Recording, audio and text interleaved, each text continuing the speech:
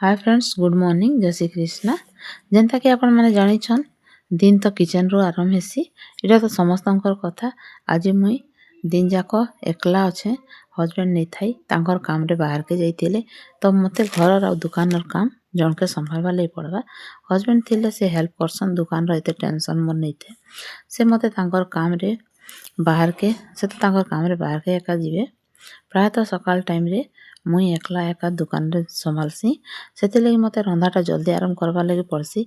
हेले जेन दिन कस्टमर माने टिके बेसी थिसन, से दिन मुई जेते सकाळु आरंभ कले भी मुई रंधा सरी नहीं पारे। आ जेन टिके कम थिसन, से दिन मुई दुकान घर किना मोर रंधा सरी देसी। सेते लगी अधा भी तो हिथिबा बोली मुई जल्दी आरंभ करी देसी। से जहाँ भी हो, इटा तो हेला हमर पर्सनल लाइफ रो कथा। निजे जेंता करमा हेंता हेबा। निजर टाइम रो मैनेजमेंट निजके एका करबार लगी पड़वा। तो आमे अलगा काम लगी टाइम बाहर करी पारमा। टाइम होचे उठे एंता जिनिस कार लगी टाइम सफिशिएंट हेसी, तो आउ कहा के टाइम मिले नहीं। जेन माने अधिका काम करबार लगी चाहसन, टाइम से मान के ने अंटे 24 घंटा एका समस्तंकर लगी। हेले जेन मान के टाइम नहीं अंटबार, से माने बहुत किछि अचीव करि पारसन ताकर लाइफ रे।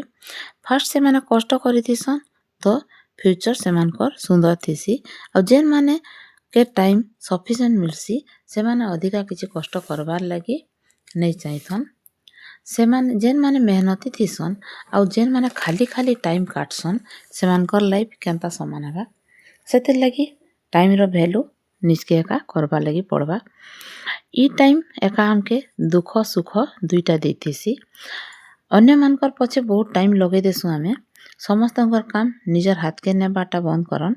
हाँ, जदि निजर फैमिली कथा तो ठीक अच्छे, हेले बाहर लोकर लगी निजर टाइम वेस्ट नहीं करन। जदि कहा के हेल्प करबार अच्छे ताहेले ठीक अच्छे, अदरवाइज बेकार काम रे निजर टाइम के वेस्ट नहीं करन। आमे जदि निजर टाइम के वेस्ट करमा, ताहेले प्रॉब्लम हमके एका हेबा।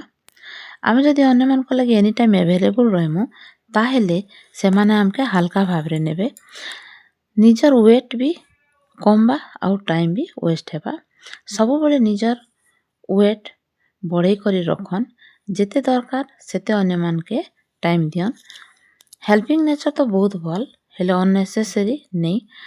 आमे जदि से टाइम निजर फैमिली के दमा कि निजर काम रे लगामा, ताहेले आमर परिवार लागी भी भल और निजर लागी भी भल। किछि करबार लागी हमके टाइम मिलबा। मुई भी टाइम रो वैल्यू नहीं सीखी थाई। सेते बेले मुई घर काम सरी किना बसी सुई किना मोबाइल देखी मोर टाइम कटे दोथिली। हेले जेन दिन मुई मोर लाइफ रो इम्पोर्टेंस बुझी पारली, से दिन मुई किछि करबार लागी चेष्टा कली। जेंता कि आपण माने जानिछन जे मुई मोर बिजनेस चलासी। हेले जेते बेले मुई मोर लाइफ रो इम्पोर्टेंस बुझी पारली, सेते बेले मुई किछि उठे करबार लागी चेष्टा कली। तापरे बहुत भाबा परे मते गुटे आइडिया आसला कि मुई कपड़ा बिजनेस आरंभ करबी। हेले बिजनेस आरंभ करबाटा सहज निसे। सेतिर लागी बहुत पैसा बहुत मेहनत दरकार हेसी। सेतिर लागी मुई कम कपड़ा रे घर स्टार्ट करबी बोली भाबली। सेथिरे मोर हस्बैंड पूरा पूरी भावे मते कोऑपरेट करिथिले। आउ मन भी बेसी मेहनत से करिथिले। से नहीं करिथिले मुई तो आज किछि करि पारि एका नहीं थिति। घरु आरंभ करी करी 6 मास परे मुई घरटा के दुकान रे कन्वर्ट कलु। सॉरी, मुई निसे आमे दुई जन करिछु सेटा। जेते बेले दुकान आरंभ कलु, सेते बेले हमके बहुत परिश्रम करवा के पड़ला। हेले आमे बिल्कुल भी टाइम वेस्ट नहीं करी करी ताके आके नेबा लगी चेष्टा करिथिलु। मोर हस्बैंड मोर स्वप्न के आके नेबार लगी बहुत परिश्रम करिछन। परिश्रम करी करी मोर स्वप्न केतेबेले तांकर स्वप्न होई गला आमे जानि नहीं पारलु।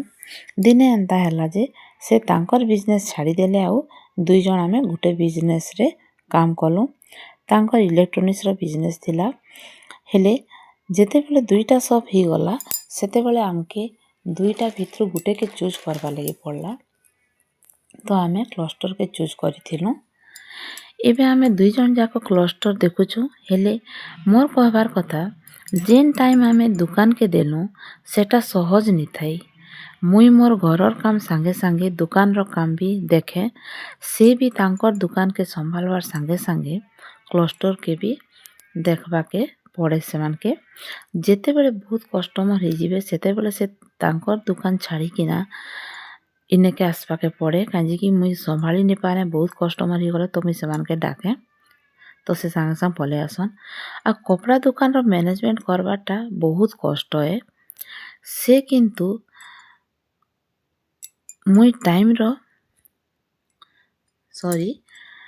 ମୁଇଁ ଯେତେବେଳେ ଟାଇମ୍ ର ଭ୍ୟାଲୁ ନେଇ ଶିଖିଥାଇ ତ ମତେ ଇଟା ତାମାନେ ବହୁତ୍ ସହଜ୍ ଲାଗୁଥିଲା। ଯେତେବେଳେ ମୁଇଁ ଟାଇମ୍ ର ଭ୍ୟାଲୁ ଶିଖ୍ଲି ସେତେବେଳେ ମକେ ଇ କାମ୍ କର୍ବାଟା ବହୁତ୍ କଷ୍ଟ ତାମାନେ ମୁଇଁ ଅନୁଭବ କରିପାରିଥିଲି। ହେଲେ କରି କରି ମତେ ଇଟା ବି ସହଜ୍ ଲାଗିଗଲା। ଆଉ ଏବେ ଯେତେବେଳେ ମୁଇଁ ୟୁଟ୍ୟୁବ୍ରେ ଜଏନ୍ କଲି, ଏବେ ଆଉ ବିଲକୁଲ୍ ଟାଇମ୍ ନିନା, ସବୁ ଟାଇମ୍ ମୋର୍ ଘର୍ ଦୁକାନ୍ ଆଉ ୟୁଟ୍ୟୁବ୍ରେ ପଲଉଛେ। ଏବେ ତ ମତେ ଏନ୍ତା ଲାଗୁଛେ କି ମୁଇଁ ଯେନ୍ତା IAS OAS ଏଗ୍ଜାମ୍ ଲାଗି ପ୍ରିପେୟାର୍ ହଉଛେଁ ହେନ୍ତା ଲାଗୁଛେ। ସବୁବେଳେ ବିଜି, କିଛି ନୂଆ କର୍ବାର୍ ଲାଗି, କିଛି ନୂଆ ଶିଖ୍ବାର୍ ଲାଗି ଚେଷ୍ଟା କର୍ବାର୍ ଲାଗି ପଡ଼ୁଛେ। ସବୁ ଟାଇମ୍ ସେ ନୂଆ କର୍ବାର୍ ଲାଗି ଏକା ମୋର୍ ସବୁ ଟାଇମ୍ ପଲଉଛେ। କିନ୍ତୁ ଚେଷ୍ଟା କେବେ ବିଫଲ୍ ନି ହୁଏ। ଫାର୍ଷ୍ଟରେ ଯେତେ କଷ୍ଟ କରିଥିବ ସକ୍ସେସ୍ ହେଲା ପରେ ପରିଶ୍ରମଟା ଟିକେ କମି ଯାଏସି। ତ ଆମେ ଯଦି ଟାଇମ୍ ର ଭ୍ୟାଲୁ କର୍ମା ତାହେଲେ ଟାଇମ୍ ଆମର୍ ଭ୍ୟାଲୁ କର୍ବା। ଏନ୍ତା ବି ଟାଇମ୍ ଆସ୍ବା ଯେ ଆମର୍ ଭ୍ୟାଲୁ ବଢ଼ି ଯାଇଥିବା। ଇଟା ତ ନିରାଟ୍ ସତ୍ କଥା ଏ। ବିନା କଷ୍ଟରେ କିଛି ନେଇ ମିଲେ, ହେଲେ ଆମେ ଯେନ୍ କଷ୍ଟ କରିଥିମୁ ସେତେବେଳେ ଆମର୍ ପରିଶ୍ରମର ଫଲ୍ ଆମେ ପାଇମୁ ଯେତେବେଳେ ଟାଇମ୍ ର ଭ୍ୟାଲୁ ଆମର୍ ଆଗେ ଆଉ ଅଧିକ୍ ବଢ଼ିଯିବା। ଆଉ ଯେତେବେଳେ ଟାଇମ୍ ର ଭ୍ୟାଲୁ ଆମର୍ ଆଗେ ବଢ଼ି ଯାଇଥିବା ସେତେବେଳେ ଆମେ ଟାଇମ୍ ର ଭ୍ୟାଲୁ କରି ସାରିଥିମା ନା।